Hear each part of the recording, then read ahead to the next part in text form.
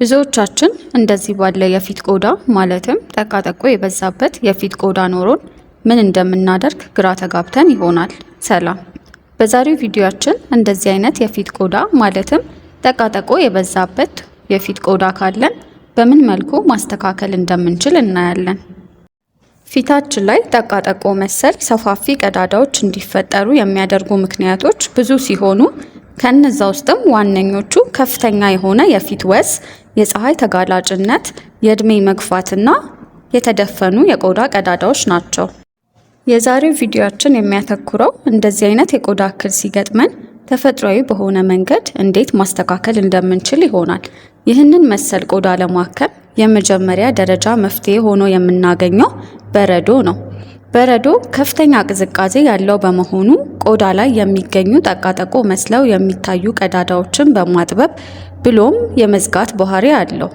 ስለሆነም ፊታችን ላይ ያሉትን ሰፋፊ ቀዳዳዎች ለማጥበብ በቀን 1 ጊዜ ወይንም 2 ጊዜ ፊታችንን በበረዶ ማሸት ይኖርብናል።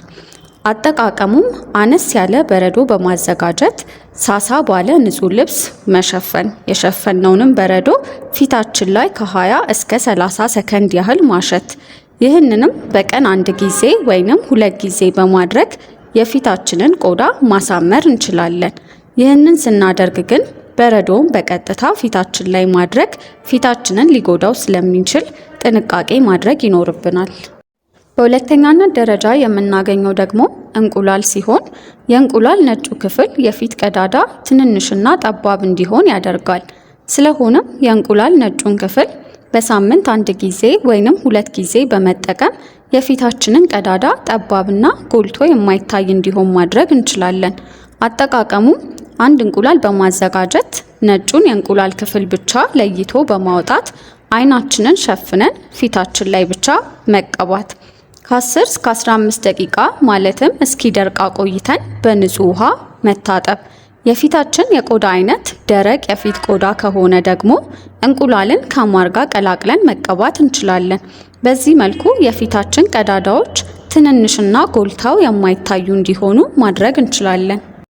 በሶስተኛነት ደረጃ የምናገኘው ደግሞ ቲማቲምን ሲሆን ቲማቲም በውስጡ ባለው ቫይታሚን ሲ እና አንቲኦክሲዳንት ፕሮፐርቲ አማካኝነት ቆዳችን ላይ ያለውን ወዝ ወይንም የተፈጥሮ ቅባት የመቀነስና የፊት ቀዳዳዎችንም የማጥበብ ኃይል አለው። ስለሆነም ግማሽ የበሰለ ቲማቲም በማዘጋጀት የውስጠኛውን ክፍል ፊታችን ላይ በመቀባት ተቀብተንም ከ10 እስከ 15 ደቂቃ ቆይተን በንጹህ ውሃ መታጠብ ይኖርብናል። ይህንንም በሳምንት 2 ጊዜ ወይንም 3 ጊዜ ብንጠቀመው ተመራጭ ነው። በአራተኛነት ደረጃ ላይ የምናገኘው ደግሞ የእርጎና የአጃ ውህድ ነው።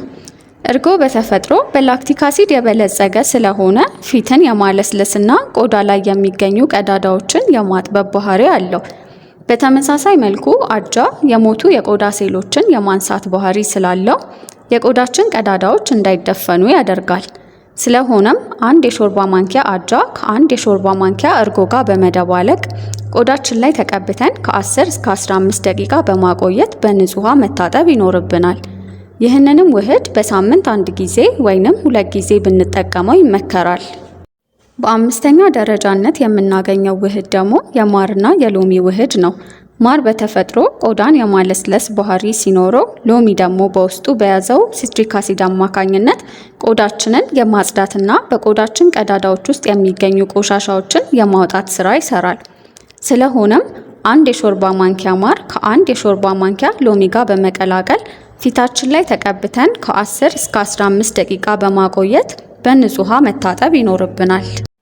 ይህንን መሰል ጠቃጠቆ የቆዳ ባለቤት ከሆንን በዚህ ቪዲዮ ላይ የዘረዘርናቸውን ውህዶች ለተከታታይ 3 ሳምንታት በመጠቀም አመርቂ ውጤት ማግኘት እንችላለን። የዛሬው ቪዲዮአችን ይሄንን ይመስላል። ቪዲዮአችን ከተመቻችሁ ላይክ፣ ሼር አድርጉ። ለቻናላችን አዲስ ከሆናችሁ ሰብስክራይብ በማድረግ ቤተሰብ ይሁኑ።